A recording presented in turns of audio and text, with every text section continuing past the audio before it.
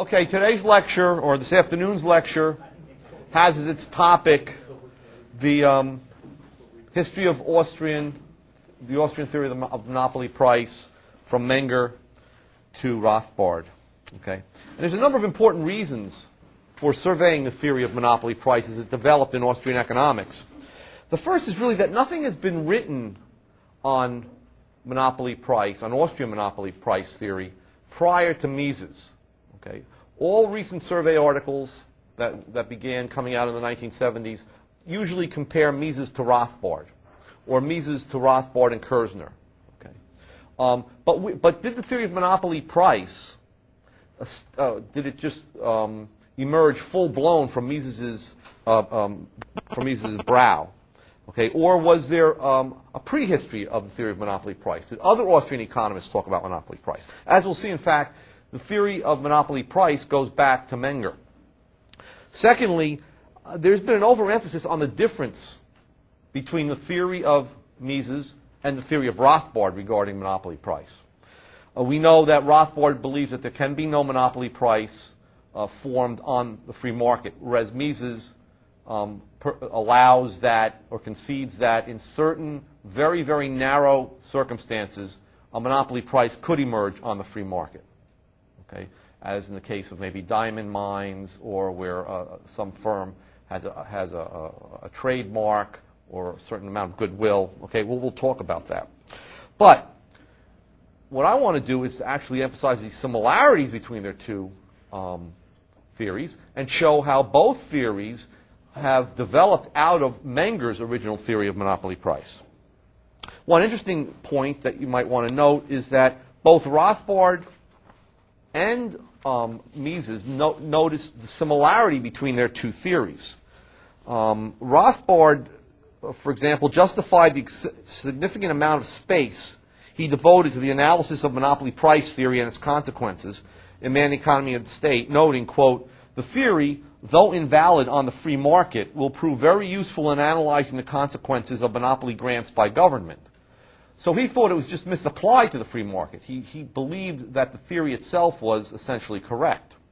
Mises, on the other, also either completely accepted Rothbard's correction of the theory, or at least thought that Rothbard's reformulation was extremely important, depending on which source we believe.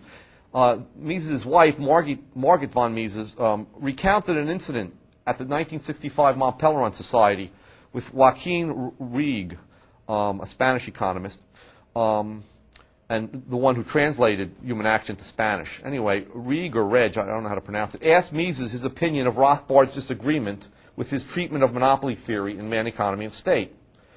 According to Mrs. Mises, her husband replied, quote, "Whatever Rothbard has written in this work is of the greatest importance." Okay. On the other hand, the Spanish economist Jesus Huerta de Soto reports that Reg himself used to retell the incident in a slightly different way. He quoted Mises' reply as, "I agree with every word Professor Rothbard has written on the subject." Okay, so in either case, Mises recognized a close kinship between the two theories. Okay.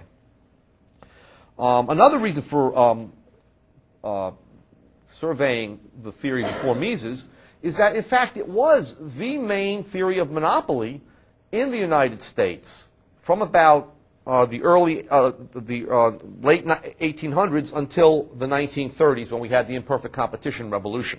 Okay, so it was the main neoclassical theory of monopoly.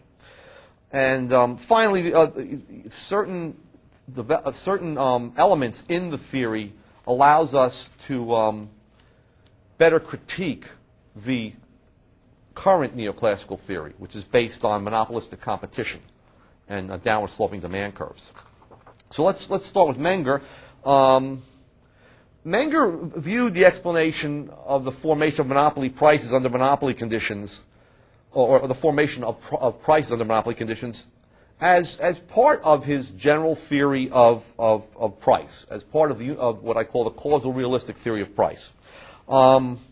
He pointed out that, just as in the case of competition, the monopoly price would come to rest between the maximum buying price of the least capable buyer that purchases a unit of the monopolized good and the most capable buyer that does not purchase the unit of the good. Now let me just show you what I mean by that graphically. Let's assume you have a seller with 3 horses, okay? A single seller. He monopolizes the horses in the area, and you have 6 buyers that are interested in purchasing the horses. Oops, wrong thing. Should put select. Okay. Okay. So you have the monopoly seller on the left side with 3 horses. Now you have 6 buyers, each one represented by a maximum buying price, the highest price they're willing to pay for a unit of the good. The horses would obviously be sold to buyers B1 through B3, and the price would be 70. Okay, that would be the price. That is the same price that would emerge if you had 3 sellers there, each selling a horse. The price would be such that the entire stock of horses would be sold to the 3 most capable buyers. Okay. The price could not be any higher than 70, and it could be it's going to be somewhere between 65 and 70. It couldn't be any lower than 66, let's say, because if it was 65, you would have the demand exceeding supply. You'd have a shortage. Okay.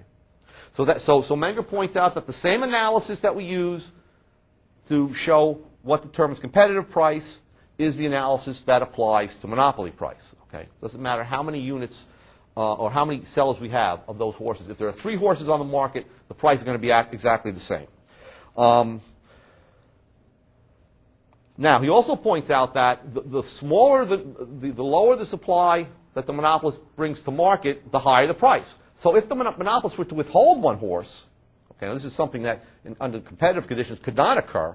If the monopolist withheld one horse, then the price would be somewhere between 70 and 85. It would rise from the range 65 to 70 to exclude the 3rd most capable buyer. If there's only 2 units, and let's say the monopolist destroys the 3rd horse, he has no use for it, he brings 2 units to market, and the price rises to at least above 70. Okay, and bargaining will determine whether it's near 85 or near 70.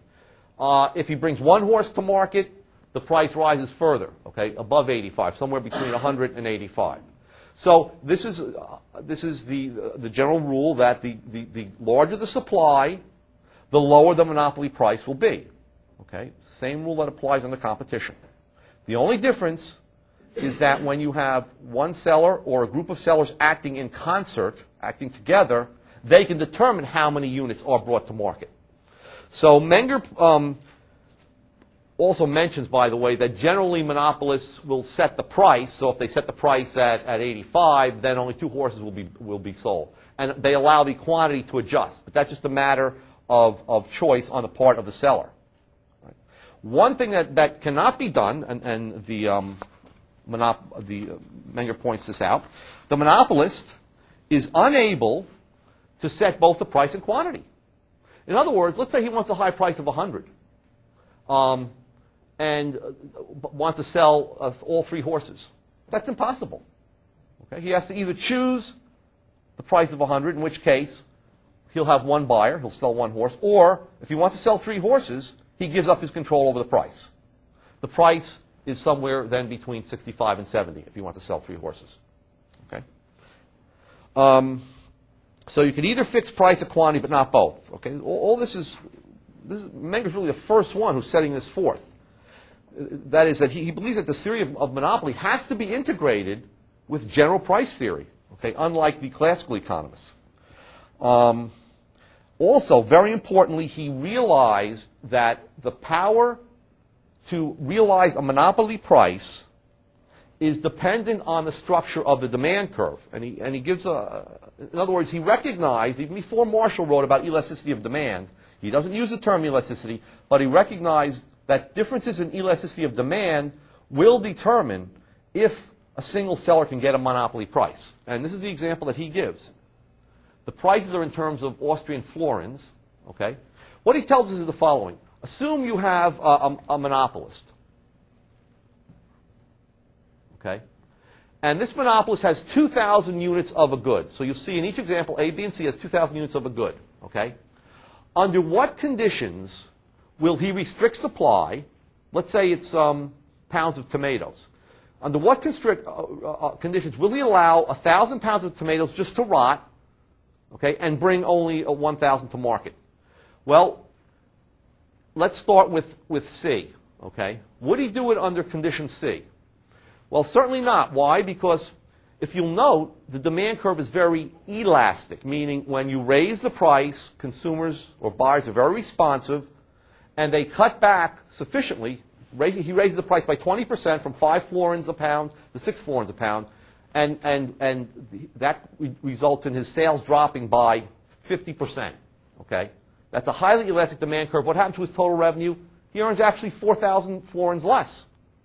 So under this case, even though he's the only seller of tomatoes in that district, he will still charge the competitive price.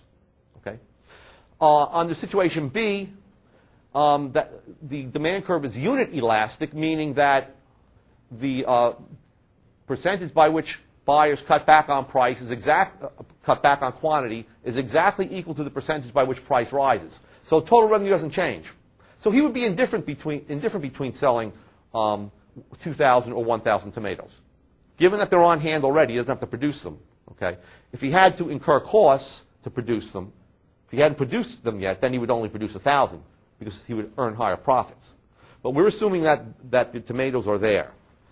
Only under condition A, where you have an inelastic demand curve, will he destroy 1,000 tomatoes, 1,000 pounds of tomatoes, and bring 1,000 pounds to market. Because under that situation, he increases price enough, he triples his price by cutting his quantity marketed in half. Notice, price goes from 2 to 6, and his total revenue increases. Okay. This is very sophisticated in 1871, that Menger came up with this analysis. All of this is in Rothbard and Mises. Okay.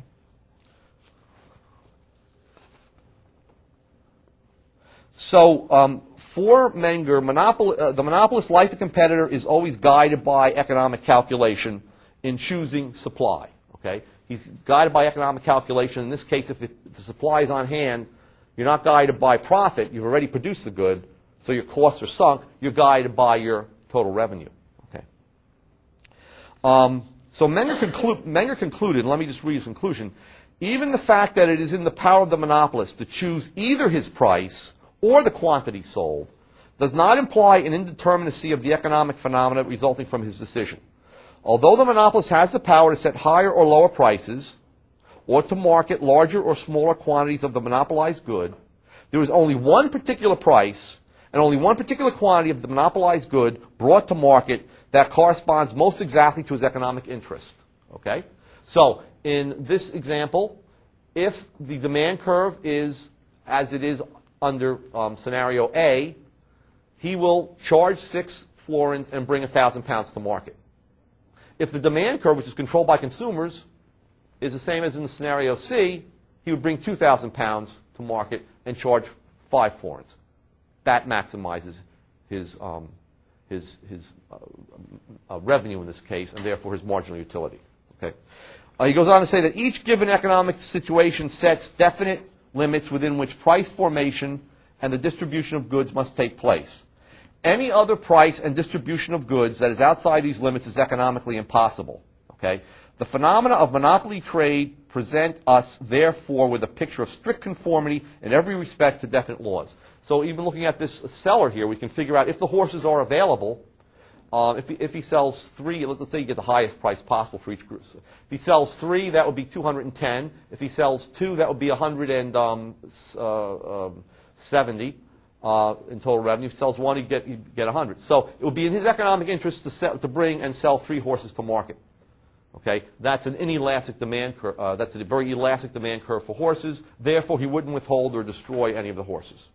Okay.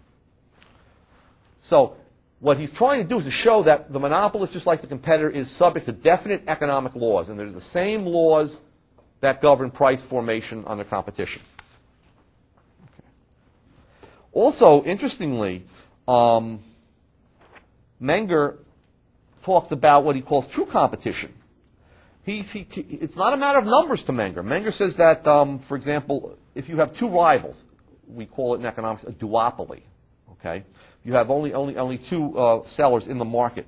Whether they're two or they're many, all of them face a downward sloping demand curve. Okay? And if it's elastic above the competitive price, then they're not going to try to, whether it's two or 1,000 sellers.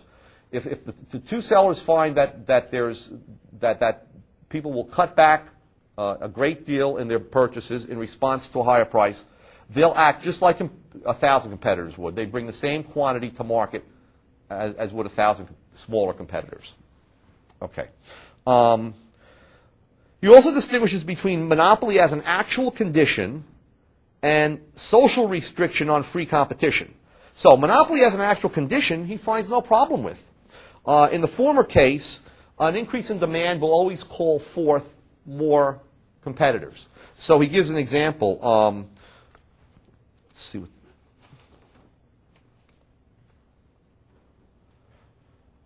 He says,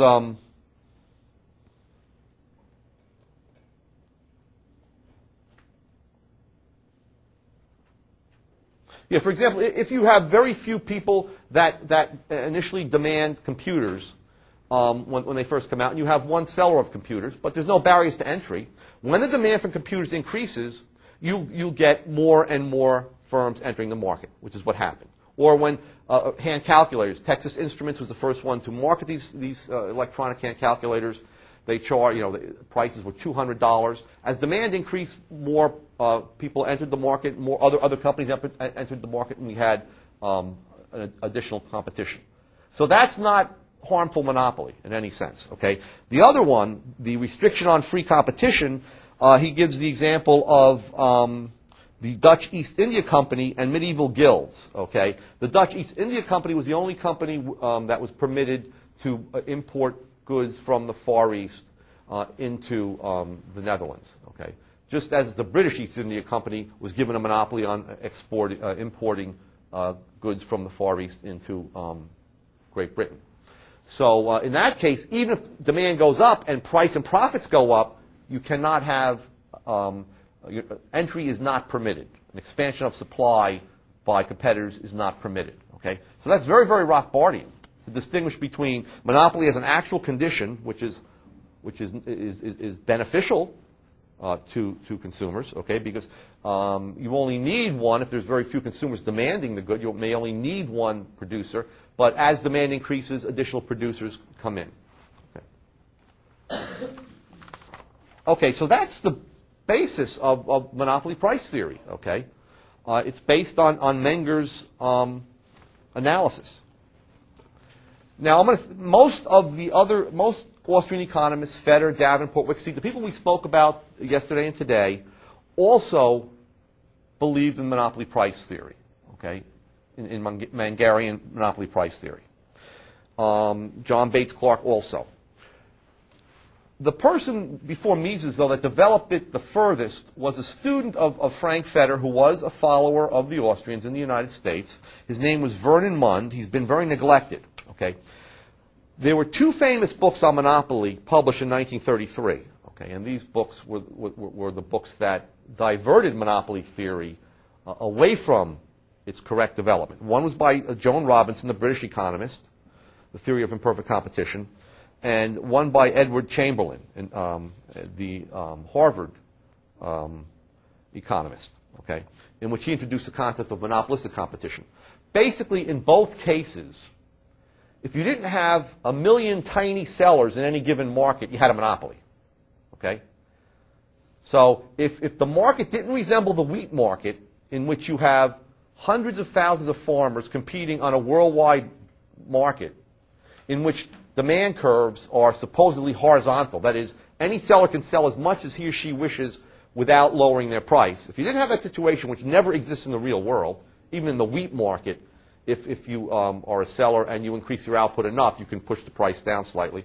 But anyway, if you didn't have that situation, then you had a downward sloping demand curve, meaning that you could raise your price.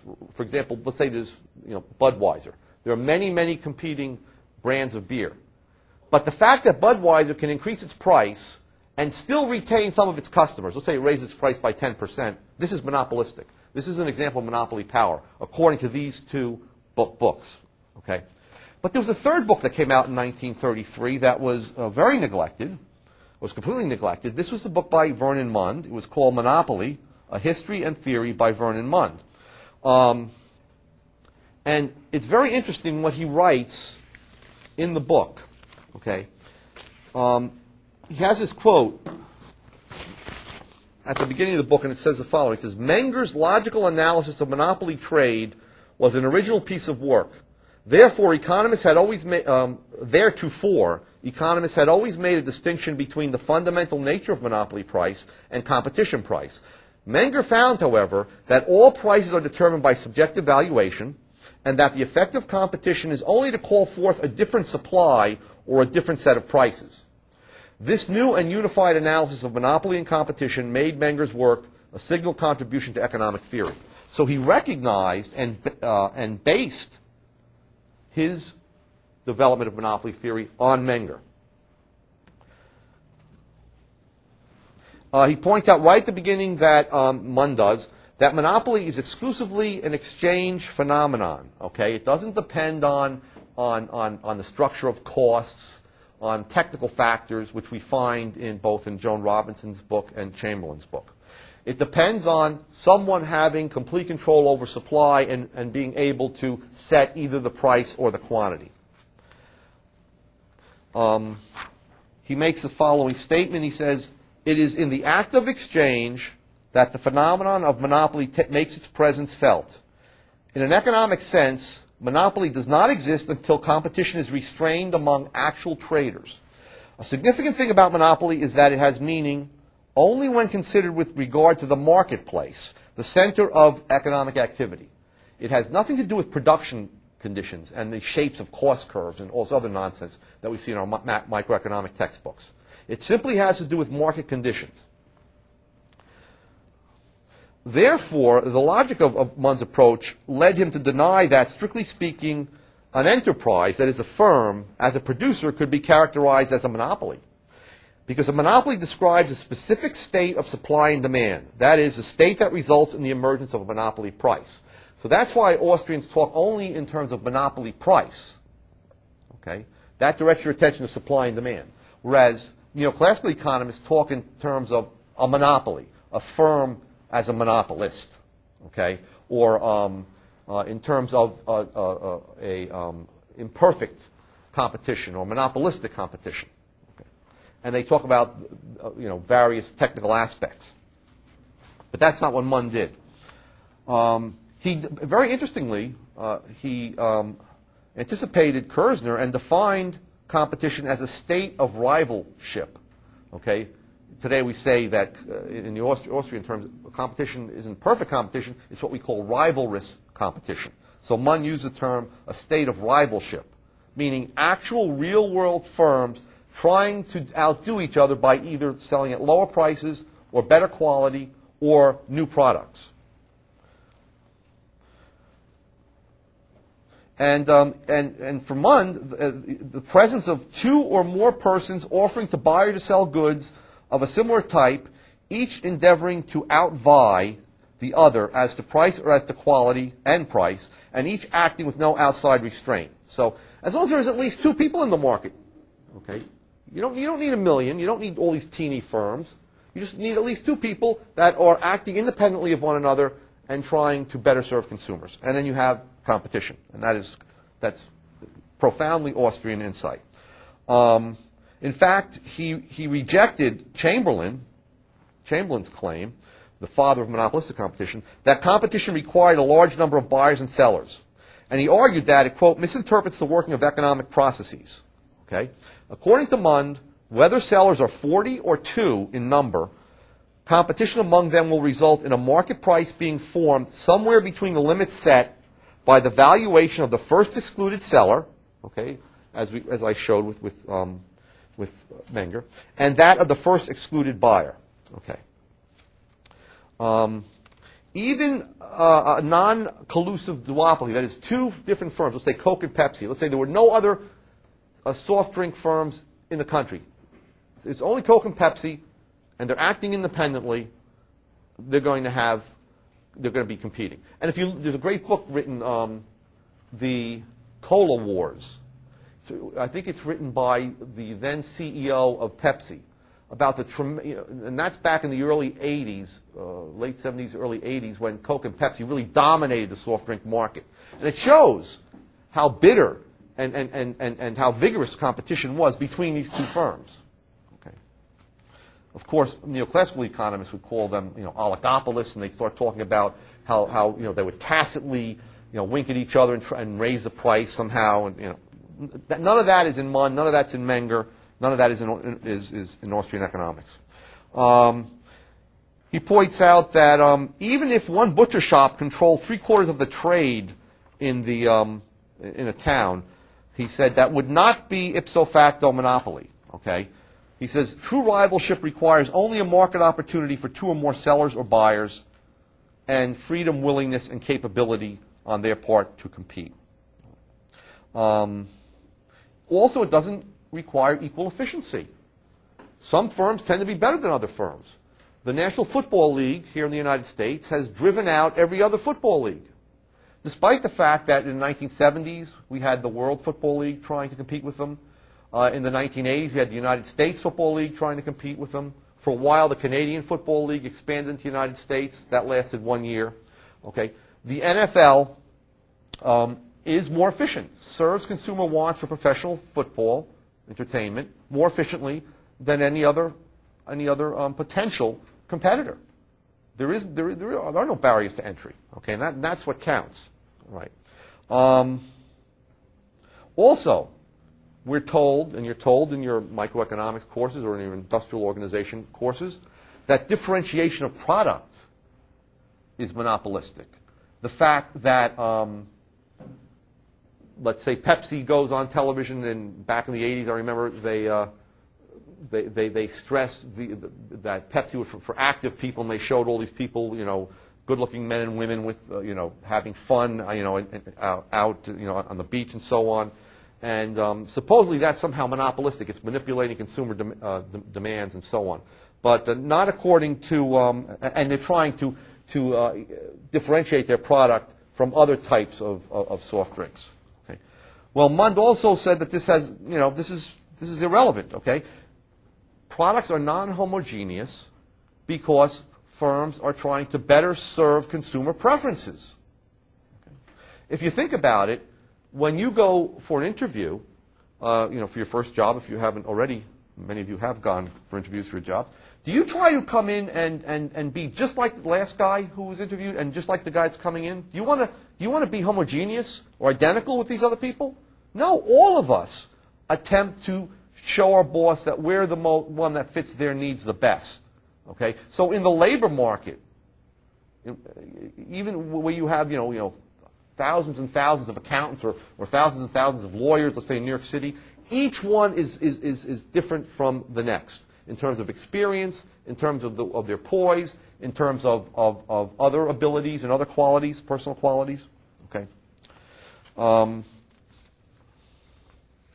And in fact, Mund pointed out that there was a qualitative dimension to actual competition.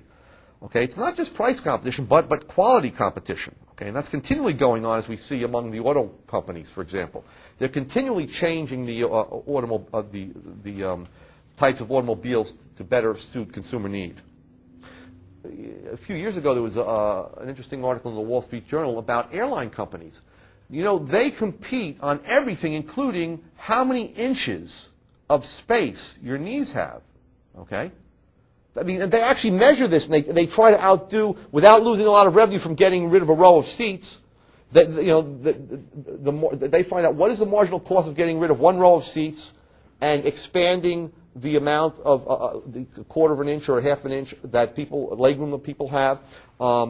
Will we have added revenue because more people want to fly with us than the revenue we lose from taking out one row of seats? Okay, so that type of thing, they're continually trying to differentiate to the consumer's benefit. And Mund recognized this. Okay, remember, he's writing in the early 1930s. Now, he defined monopoly then as the antithesis of competition, a state of affairs in which rival producers lack either the freedom, willingness, or capability, okay, to compete. Okay. He, like Menger, pointed out that there's two types of monopoly. One he called formal monopoly, and the other he called true monopoly. Okay? And he defined them in the following way. He said, formal monopoly is monopoly shorn of its power by potential competition. So, you have the National Football League, okay, to use that example again, or you can even use Major League Baseball. There's always potential competition. Notice that those professional sports leagues are continually trying to better their product. They're continually experimenting with new rules. They're continuously experimenting, for example, football is, with somehow shortening the game because it's gotten so long on television. Why should they do that? There's no other football league. Why should they care about what consumers think? Why shouldn't they just say, here's the product? Tough, no one else is competing. Well, because they're only a formal monopoly, according to Mund. They're not a true monopoly. There is always potential competition. And potential competition can be expanded out. In other words, people can turn the television off or turn to other types of entertainment on television. Or they can go to other types of sporting events or entertainment events. Okay, they don't. So there's always potential competition operating. Okay, so he goes on and says, no monopolist can exercise monopoly power if the way is clear for others to enter the market whenever profits are tempting. The ever-present possibility of potential competition has the same effect as actual competition, and the monopolist is effectively precluded from charging a price that yields more than ordinary returns. Okay, this is again, straight Austrian economics. He also points out that potential competition, like actual competition, keeps the elasticity of demand for the single producer's good extremely elastic, meaning that people have the option of cutting back tremendously in the amount they purchase because new firms will come in. So effectively, the demand curve is very, very elastic. And he went on to maintain that occurrences of formal monopoly are widespread, and he pointed to examples of a small town where there exists a single physician, a single drugstore, a single bakery, a single dairy farm, and a single bookseller. If any of them tried to raise their prices significantly, potential profits would appear, and others would enter and begin to compete. Okay. Now, what about true monopoly? Okay. He says that true monopoly is one that possesses genuine monopoly power. He defines monopoly power as consisting in the ability to regulate either market supply, okay, as we saw with Menger, or market price so as to maximize profit. Okay. He points out, like Manger does, that usually what a monopolist will do, if he is a true monopolist, will set a price and then allow the quantity to adjust itself. Okay, he makes sure that he emphasizes that a monopolist cannot say, I'm going to charge, I'm going to charge a price, let's say the National Football League. I'm going to charge a price that of $1,000 a game, and I'm going to fill my stadium with 80,000 people. They can't do that.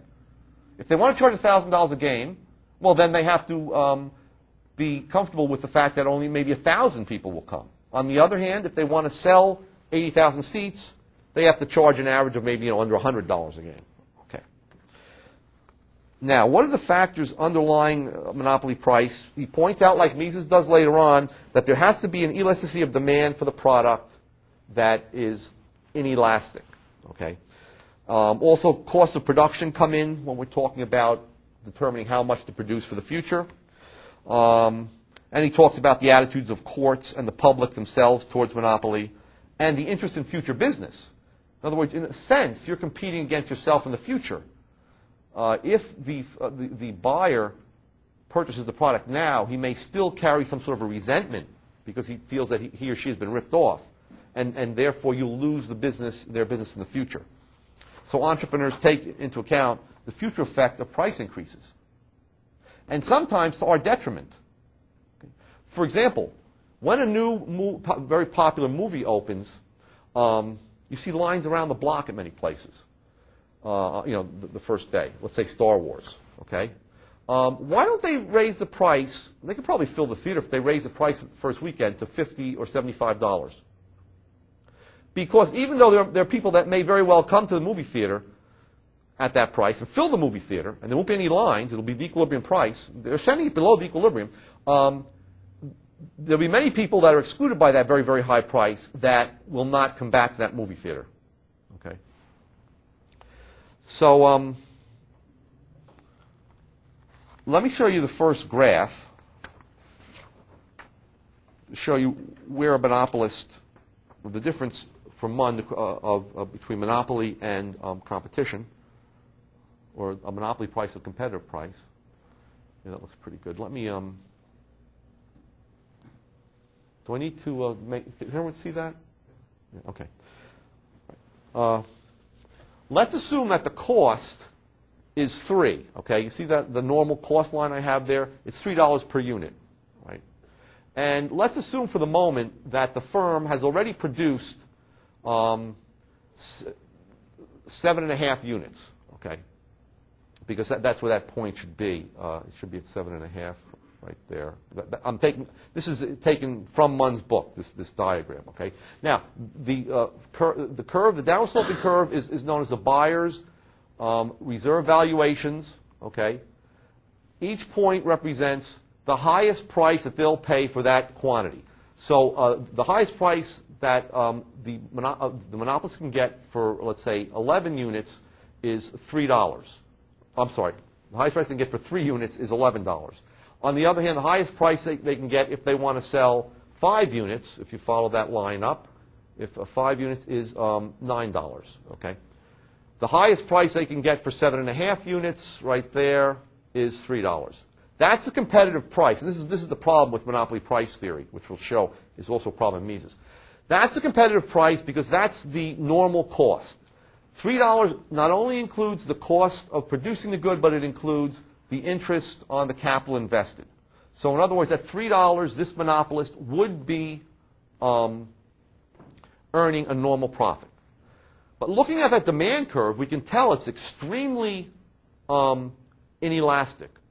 So what the monopolist will do is if it's before he's actually produced, if he knows what his cost curve is and he knows what this demand curve is going to look like, he's going to try to maximize his profit. Okay, and the profit is the rectangle between the difference between $9 per unit and $3 per unit cost times the number of units produced. Okay, so if he charges $9, he can produce 5 and sell 5 units. Okay, that's $45 minus the $3 per unit, $15. He can earn a profit of $30. You'll find that that's the highest possible profit that can be earned there. Okay. So, however, he cannot say I'm going to sell at $9 and I'm going to sell all 7.5 units that I produced. Right? If he's already produced them, let's say. He can't do that. Because if he wants to sell 7.5 units, he has to reduce the price to $3. So again, he can control either the price or the quantity, but not both. Right? So if he already produced the output, okay, and he had it in inventory, what would he do with the other 2.5 units, assuming that they're perishable? He would destroy them. Okay. On the other hand, if this is a situation that he sees in the future, he would not produce more than 5 units. He'd produce the 5 units and he'd earn a large profit, much above the normal profit. Okay. If there were two competing firms, and given the same data, they would produce 7.5 units and the price would be 3. Okay. As long as you have 2 or more non-colluding firms competing with one another, you would get the competitive outcome according to Mund. The fact that you have one guy allows him to determine the supply. That's the key here. Right? The ability to set the supply or the price, but not both. Okay. And he draws another demand curve that I don't want to put in here, which is much more elastic, meaning it's flatter. And he shows that there he can only raise his price from 3 to 6, okay?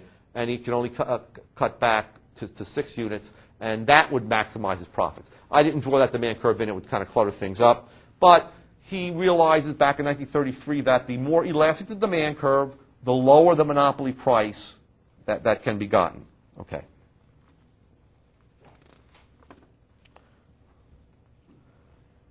Now, he wants to analyze the effects of changes in costs of production on equilibrium in a monopoly market. And he begins with the case that usually Mengerian price theorists, including Rothbard, begin with. And that is the case in which the monopoly good is a fixed stock. For example, you have your harvest. This is agriculture, let's say, and you dominate the tomato market in some area. You're the only one who produces tomatoes in that area, okay? And they're already produced, all right? How many will you sell? How many will you destroy? And I can show you a graph that, again, comes from the book.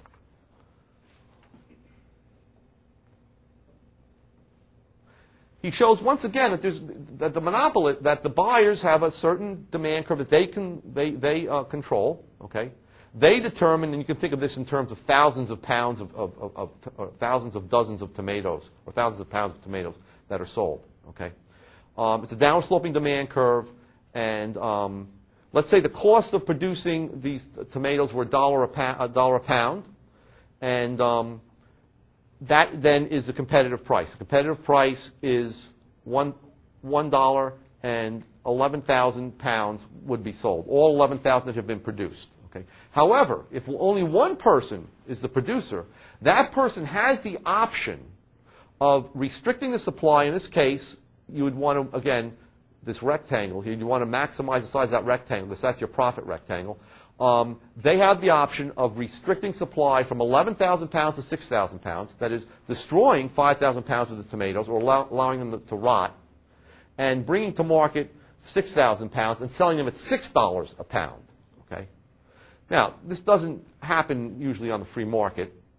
Okay? We know that under agricultural price supports, the U.S. government, the Canadian government, for example, years ago had billions of eggs destroyed to keep prices up. Okay, so destruction of a stock is really something that entrepreneurs want to avoid. They want to make sure that they tailor their production to the highest profit price that they can get. Okay. Okay, but according to Mund, this can happen on the free market. And notice Mund says the costs don't matter. Once you have the tomatoes, what you're looking for is to maximize your revenue. And you maximize your revenue by producing or by selling 6,000 pounds at $6 each, which would give you $36,000 in total revenue. Any other point on that curve, if you figured it out, would give you less total revenue.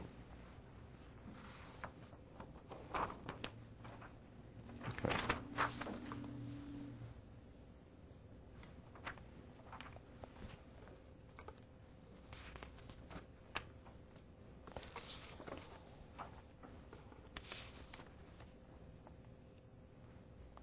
Okay, and then in the final graph, I'm just going to show you what Mund does is to show price formation under conditions of continuous production in which the monopolist is in the long-run position of planning for future demand, and therefore does consider his production costs in establishing his what's called the selling valuation.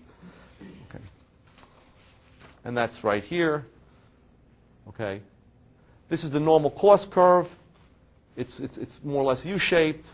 And what he points out here is that the competitive price will be at 5 there, okay, where cost, including foregone interest on the capital invested, is returned to the investor. That is, he's earning a normal profit at $5.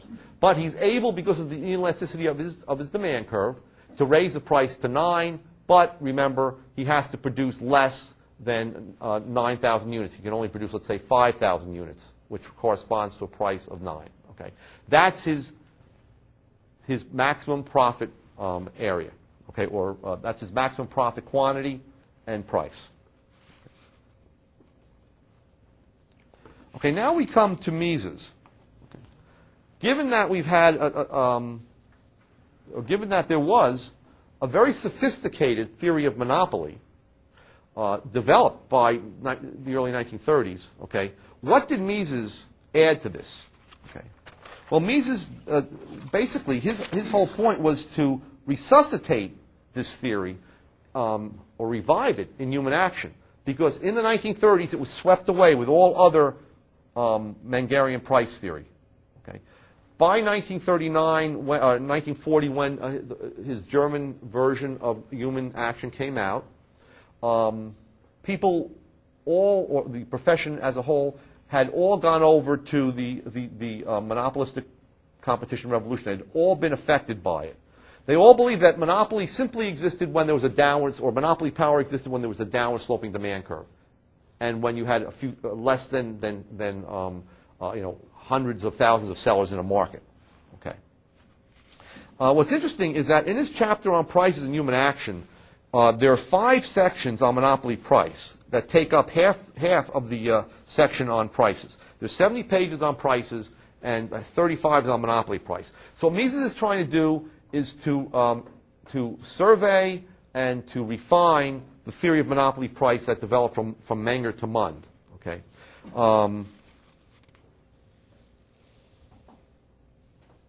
One thing I want to point out before I go into Mises is that we don't give him enough credit for his theory of monopoly price. Okay, because he did make some improvements in it.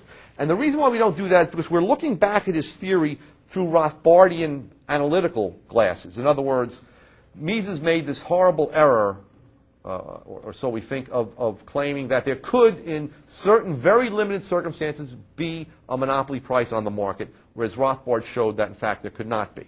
Okay? And Mises did, in fact, make that error. But that doesn't mean we should ignore his monopoly price theory, because Rothbard's develops right out of that. Okay? It really just takes a slight correction to get the right theory. Also, we tend to look at Mises' theory as a predecessor of Kerzner's theory, in which he believes that there can be, in, again, limited circumstances, a monopoly that emerges on the free market. Okay, Mises, in an article that he wrote in the 1940s, but was not published until the late 1990s in the Quarterly Journal of Austrian Economics, sets out the following very, very simple schedule. Okay, Mises almost never has tables, schedules, or graphs in any of his works. This is one of the few times that he does. Okay, and basically you see that his theory of monopoly price is exactly Menger's. All right. But he makes it a little bit more, he deepens it a little bit. But let me just look at this as the copper market. Let me just show you superficially what the theory says. Mises holds that if there's a copper mine, or a single company, okay, and it owns a number of copper mines, and it completely exploits its copper mine, the price will be $5 per pound, and the production will be 100 million pounds of copper. The total revenue of the firm will be $500 million. All right. Now, what Mises says is this. How do we know that $5 is the competitive price? He says, $5 is the competitive price because in the marginal mine, in the least efficient copper mine, okay, now we're talking about competition, so you have all these different firms. But the least efficient copper mine, that $5 will just cover the wages for labor and the interest on the investment of capital. There'll be nothing left over for the rent of that least efficient copper mine. So he says that you know that you have a competitive situation when production is such that you've pushed it to the point where the last units of the good produced just covers the non-specific factors. That is, the laborers and the capital, which could be taken away and invested in other areas. Okay? Now, if one person owned all those mines, that person would restrict production. Okay? Now we're talking about or restrict, in this case, the amount he brings to the market. Let's say, for whatever reason, he's produced 100 million tons. Right? What he would do is restrict it so that his total revenue would rise from $500 million to a level that's higher than that. And notice, that could be at a price of $10, where you're only selling about 52 or 53 million tons, or it could be at $7, where you're selling 75 million tons. The monopolist would be indifferent between those two prices, $7 or $10, because given that his costs are sunk, that's what maximizes his revenue at $525 million. So now, why is this bad for society, according to Mises? It's bad for society because there are non-specific factors, labor and so on, that have been forced out of producing copper to producing goods that have a lower value to consumers. Okay? how does Mises prove that? He says, well, in fact, if you had more than one owner, or if you had more than one copper firm competing here, you would have more labor coming into the area from the lower wage areas that they've been forced into, and copper output would expand from 52 million to 100 million. That tells him that labor is misallocated, is producing lower valued goods for consumers. Okay, does everyone see that point? So, in a competitive situation, Mises says that the specific factor, the diamond mine, the wheat field, and so on, will be exploited to the point where the last unit of the specific factor has zero rent. Okay? The price will be high enough to cover the labor and the capital invested. And there'll be a zero rent return to the mine, to the forest, if we're talking about a lumber company, and so on. All right, now let's talk a little bit about what the other things that Mises says here. He says, in what situation is there a situation in which there would be too much production? He says, certainly there would be here. He says, at $4, the firm would be losing money. Okay, the firms would be losing money because they wouldn't even be covering the cost of wages per unit, per pound of copper, and the interest. Okay, so restricting supply from 115 to 100 benefits society because you're allowing laborers that have a higher value elsewhere to go elsewhere and produce higher value products to consumers. Okay. He's saying, therefore, just because you've left part of your mine unused doesn't mean you're monopolizing. Okay. Let's say you've built a factory that's too big and you only are using half of the factory space to produce automobiles. Let's say in the 1980s when the demand for large cars fell because of the high price of gasoline. In that situation, it was rational to cut back on the number of cars you were producing because the prices were so low, they weren't even covering the wages of labor and the investment in the raw materials. So Mises says that just because you've restricted supply doesn't imply monopoly. What implies monopoly is that if you restrict supply above the zero rent margin, okay, if laborers go to places that have lower value, that is, that their marginal revenue product is lower. Now, he says, what are the necessary preconditions for the emergence of monopoly price?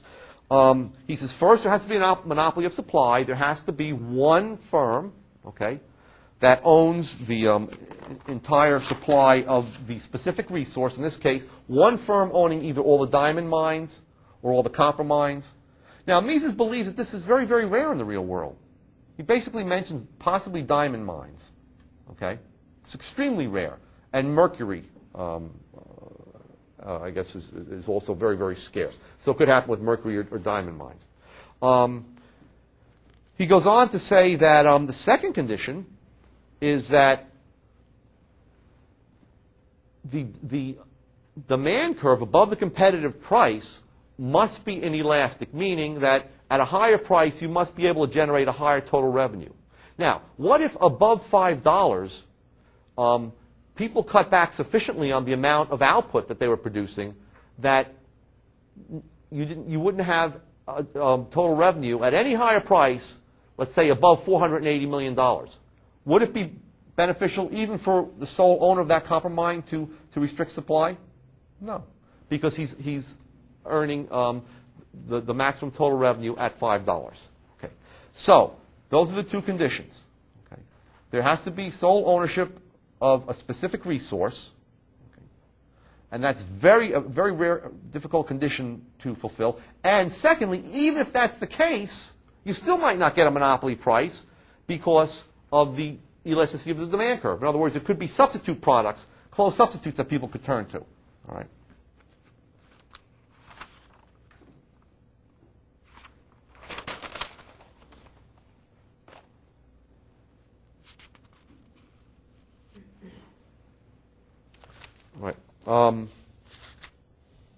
Also, Mises points out that you cannot say that the monopolist earns a monopoly profit, okay?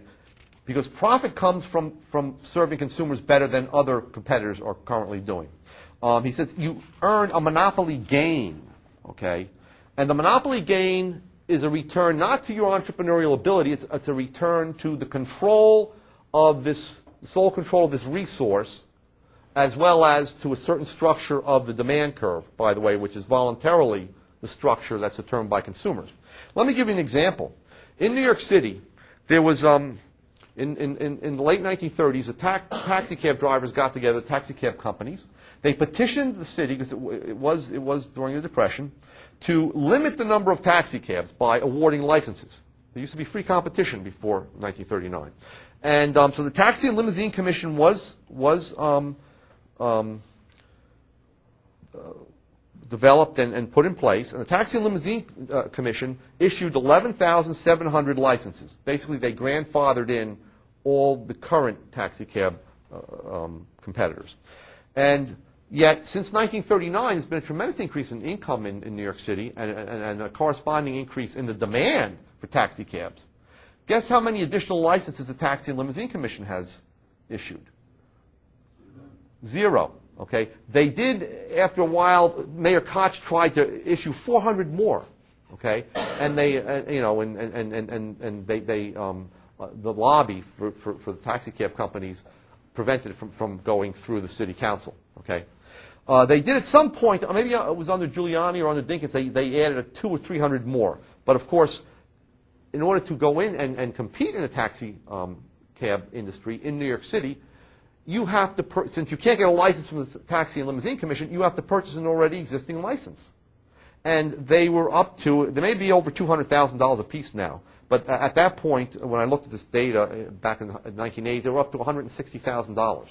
So it wasn't enough, as in Washington, D.C., where there is no Taxi and Limousine Commission, where there is no licensing requirement. There, all you have to do is to prove that you have a valid driver's license, you've never committed a felony, and pay $200 registration fee, and you can go in and compete. And if you'll notice that the taxi cab situation in Washington is great. You can find a taxi cab during a rainstorm, which you can't do in New York City. They fill the taxi cabs up. Okay, in New York City, even one person in a taxi cab that could accommodate 4 people will pass you by. Okay, in Washington D.C., you have many, many different cab companies. They're not all yellow cabs like they are in New York City. Okay. Also, students and new immigrants go into, it's a very cheap way of starting your own business. It takes a small amount of capital. So you'll find, students owning their own cabs and driving them part-time in Washington. Okay. Whereas in New York City, you have a few huge cab companies that controls business. All right. Try getting a cab in New York City, for example, when the theater's let out. Okay. Or around the train station. It's impossible. In Washington, when I used to go down to Washington, D.C., back in the 80s, they've since straightened things up a little bit. You'd come out of Union Station. I'd take the train down from New Jersey, and you'd be rushed by all these cabbies that are trying to grab your bags and put them in their cab. Okay. Eventually, they had Amtrak personnel standing outside Union Station, making them line up. Okay, which made it even better. But there was, it was very easy to get a cab at any point in time. Also, you don't have the meters running. Okay, there's a certain price for rides within the city, and then a certain price for rides in different districts outside the city, and so on. Okay, Mises also points out something else, that patents and copyrights have a price because they're a monopoly game. In other words, if someone has a copyright on some book or on some machine, okay, you can copyright machines, that allows them to restrict supply, okay, and it causes a return to this artificial right to enter, okay, or right to compete. And since it's not the zero rent margin, this is anti-competitive. Okay, it's monopolistic. Now, Mises doesn't say that you shouldn't have patents and copyrights. Okay, he's saying though that it's certainly a monopoly. Also, he believes that trademarks, brand names, and goodwill can result in monopoly. So, for example, the fact that, let's say, IBM in the 1960s and 70s, that was synonymous with computers, or Xerox during the same period was synonymous with copy machines. okay, copier machines. Because they had this tremendous goodwill, that permitted them to have a more inelastic demand curve and allowed them to raise their price to a monopolistic level. Okay? May have been the case. Okay.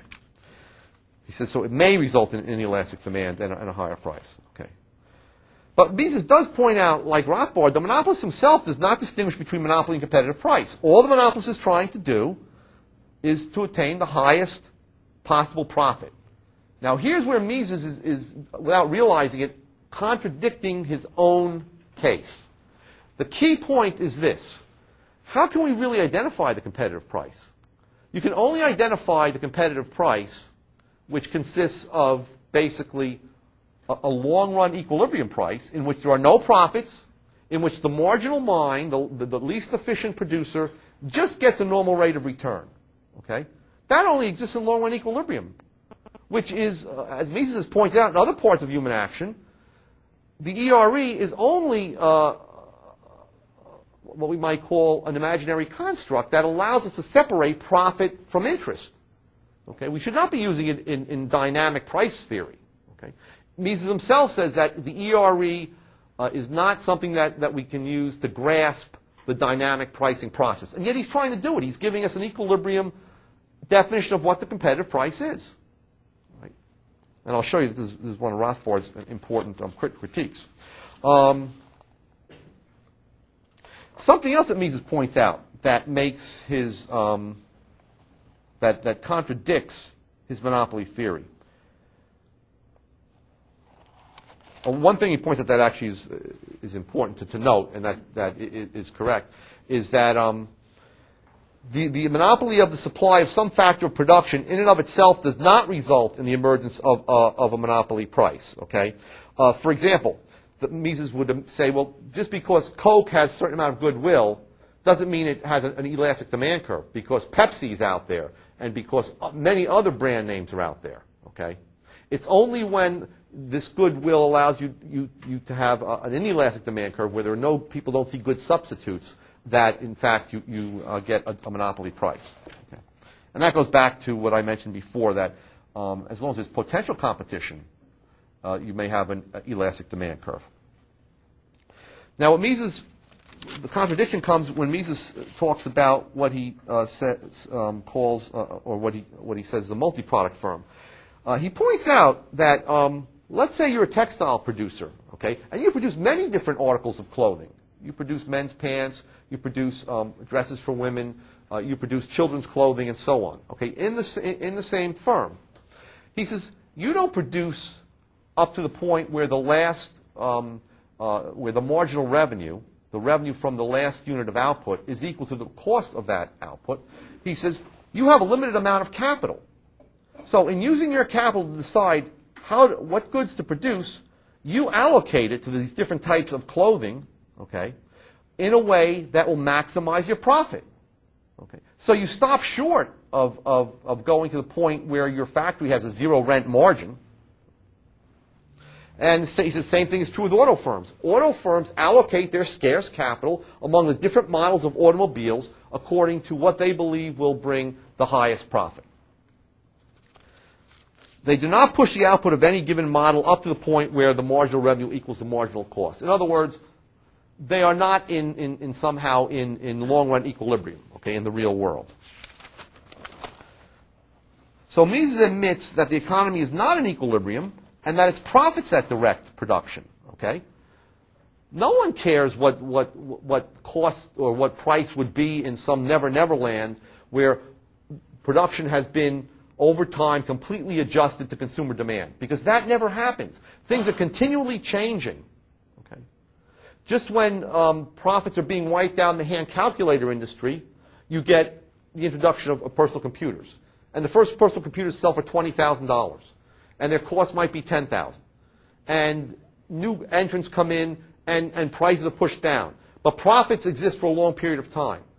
And when prices finally reach the average cost of production, you get new technology coming in, lowering the cost of computer even more. And prices follow it down. So that today, you can get computers that are many times more powerful and have much more memory than the $2 million mainframes did in the 1970s because of technology. So profits are continually recreated. You never get to a situation where the dynamic market process comes to a halt and all prices are equal to cost, which is what you need to determine some sort of competitive price. Which brings me then, lastly, to Rothbard's critique. Rothbard makes the great point that the important point that all entrepreneurs seek to obtain the highest profit. Okay, number one. Number two, all demand curves are downward sloping. Okay, all demand curves. There is, outside of my university, Pace University in downtown New York, there's a vendor who sells hot dogs, and he sells them for $2 a piece. There are many, many eating places within a few blocks, okay, maybe near 100 of that university, of my university. Yet, if this vendor, who is right outside the school, if he raised his price by 50 cents a hot dog, would he lose all his customers? No, he wouldn't lose all his customers. Many of the students, he's built up some goodwill. He's a nice guy. Many of the students like his hot dogs and so on. I think they're just floating in dirty water, but that's besides the point. I don't eat them, but many do. The point being that even small sellers, not just GM has all sellers have downward sloping demand curves. Now, what does that mean? That means that if you've produced too much, and I'll show you an example in a moment, if an entrepreneur makes a mistake about what his demand curve looks like, and he's produced more than, or let's say he's produced an amount at which he can sell at a price that if he raised the price, he could get more total revenue and cut his costs because he produced less, okay? Your costs go down. So he would in fact do so. Okay, that's not anybody would do that. GM would do that, and the vendor would do that. In other words, if to draw it here, make a very simple example. If the vendor is currently selling 50 hot dogs, that's his quantity, and his price is $2, and he realizes, hey, I might be able to raise my price to $3 and sell 40 per hour. Okay? So, what happens? My total revenue is $100 per hour when I charge $2 and sell 50. But if I sell 40 at $3, it's $120. Well, my costs go down because I'm selling. My input costs have gone down because now I only have to purchase 40 hot dogs wholesale rather than 50. And secondly, my total revenue has gone up, so my profits have gone up. Okay? So, is he a monopolist because he's restricted supply? No, of course not. Anyone's free to compete with him. Okay. There's a lot of actual competition. Now, the same thing would occur is he doing anything different than this so-called monopolist is when he raises his price from $5 to $7 or to $10? Absolutely not. Entrepreneurs make mistakes, meaning that they may produce more than is efficient from the point of view of maximizing their profits. And they can be small sellers or they can be large sellers. Okay? So Mises cannot identify the competitive price. Just because someone restricts supply, if we're not in long-run equilibrium and people restrict supply, whether they're big or small, they're all doing so for the same reason, which is what? To maximize their profit. Period. End of story. Okay? Even in the case where a single individual or single firm owns the entire supply of or the entire input, specific necessary input of a good, like let's say all the diamond mines are owned by one person, okay? Or, for example, where you have an individual such as Muhammad Ali who owns very specific boxing skills. Okay, just take him as an example. In that case, there's still competition, okay? For example, very recently, two new technological techniques or two new technological methods have been developed that will allow the production of perfect diamonds. Okay, I'm not talking about zircon. I'm talking about perfect diamonds. These diamonds are actually too perfect. They're flawless.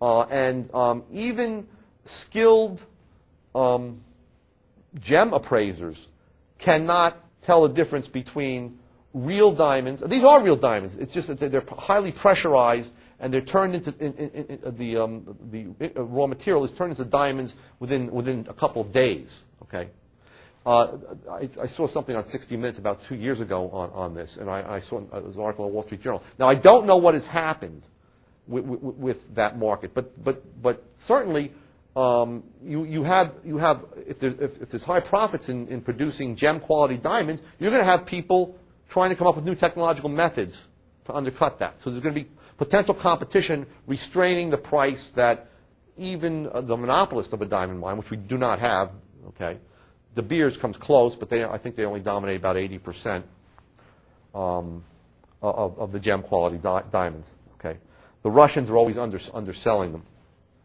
By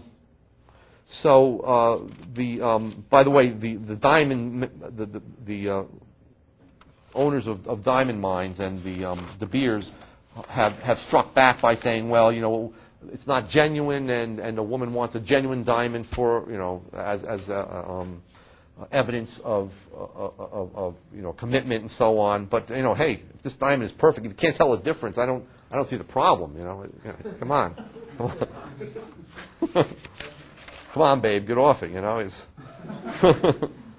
okay. Also, what Rothbard points out is, in the case where an individual has, and all of us as individuals have complete monopoly over our own specific skills. Let's say somebody like Muhammad Ali. Okay, he's market for Muhammad Ali's boxing matches. Let's say Muhammad Ali could box at his peak. He could have boxed every month. Okay, so let's say he boxed 12. His quantity of his fights per year could be 12. Okay, and he would earn $500,000 for each fight. Okay, his total revenue would be $500,000 per fight times 12, $6 million. Well, what if Muhammad Ali restricts the number of fights to 6? Okay, fighting every 2 months. All right. Well, then his total revenue would rise to $12 million. But he's so much in demand. There's such an inelastic demand to see him fight at his peak. He could fight and he was fighting very, very infrequently. He could fight twice a year and earn $10 million per fight and increase his total revenue even more. Okay? Now, you might call that a restriction of supply, but what Rothbard points out very shrewdly or insightfully is this. He's not only restricting supply, he's also doing what? He's enjoying more leisure. Okay? Everybody wants more leisure and more money. Okay? So, as Walter Block in an article on this points out, you don't know if in restricting supply he's doing so to obtain a higher price or he's doing so to obtain more leisure. And in fact, if you can do both at the same time, you're getting more consumer goods. Okay? All right, now what? All right, so this is you know, a critique of. Now, Mises never pushed it this far, but William H. Hutt actually pushed it to the point where he said, yes, you know, boxers, great free market economists, except on monopoly theory, he was sort of. Excuse me. Shut that off. Somebody from New York. That's bad news. That's my university. Okay.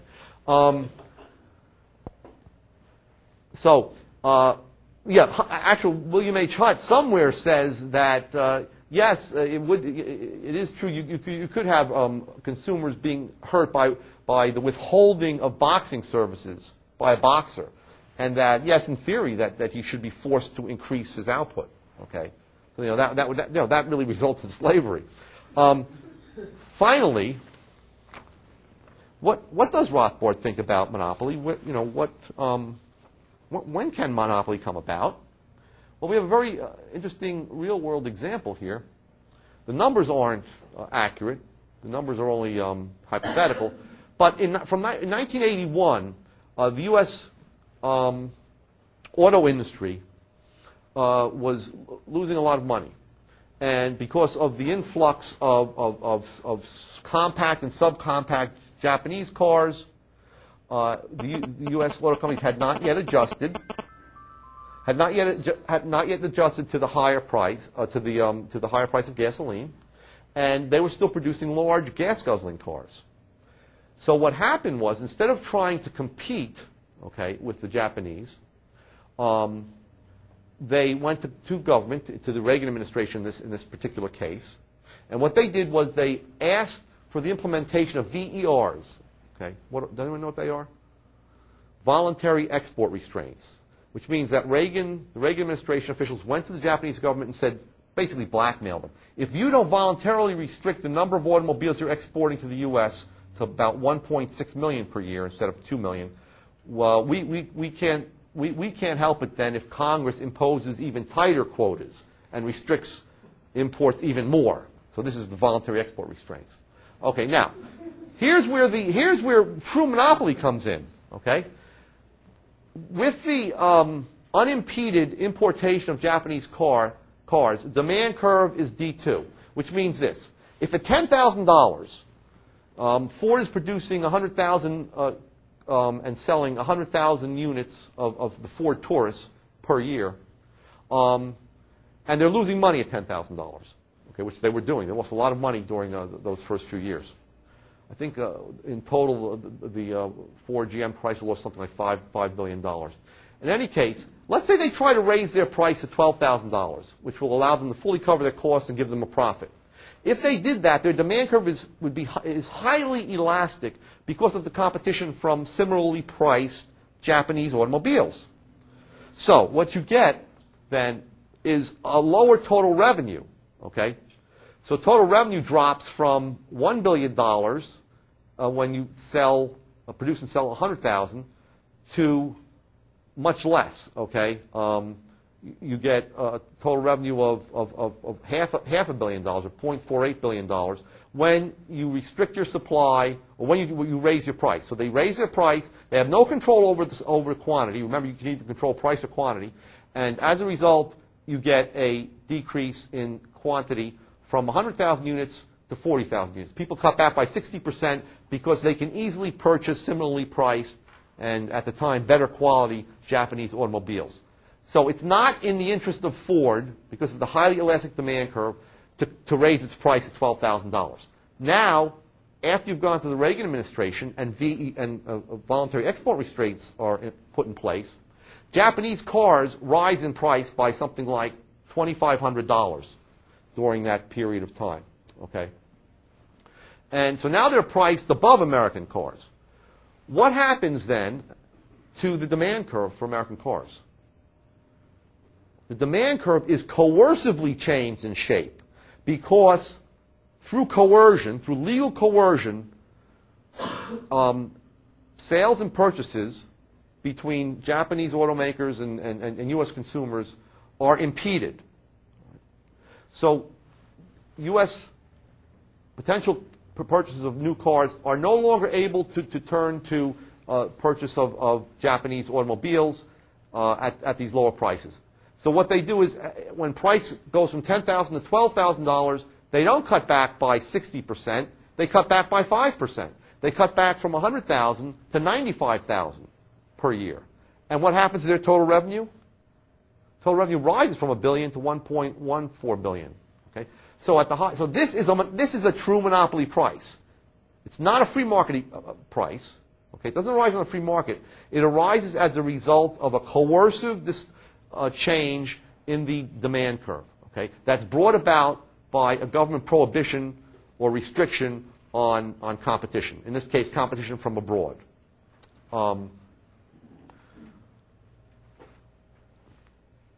There was some other point I wanted to make about this particular case. Oh, I know what I wanted to say. So what was very interesting is, while we were attacking OPEC as a cartel, guess what the American government did? It set up a cartel among the Japanese and American producers of cars. Because what they in effect did was to restrict the number of Japanese cars in the United States. What happened to the price of Japanese cars? They shot up. And because they shot up, American producers were able to raise their prices. So, in effect, the U.S. created a cartel by putting into place these voluntary export restraints. So while we were attacking OPEC for raising the price of oil and therefore gasoline, we were doing the exact same thing to American consumers. So American consumers were hit by a double whammy. Okay? All right, I'll stop here and take questions. Yes? Did anyone in the Austrian School ever consider the possibility of price discrimination, especially Yep. as a alternative to destroying stock? Yes, Mises did. And he has this, I didn't go into it because I didn't want to get too technical, but he has a good discussion in the article that we published in QJAE especially, but also in Human Action, of price discrimination and how, again, those conditions under which price discrimination takes place are very, very limited. Okay. But that's a good point. Other questions, comments? So the Rothbardian theory, then, I think is important to stress, does develop out of Menger and Mund and Mises. Okay? It's just that Mund and Mises, and maybe Menger, it's not clear, but Mund and Mises applied the theory to certain situations on the free market. Okay?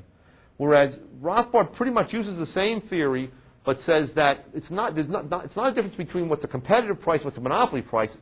The difference is between a monopoly price and a free market price. Okay? The free market price is never necessarily what we might call the competitive price.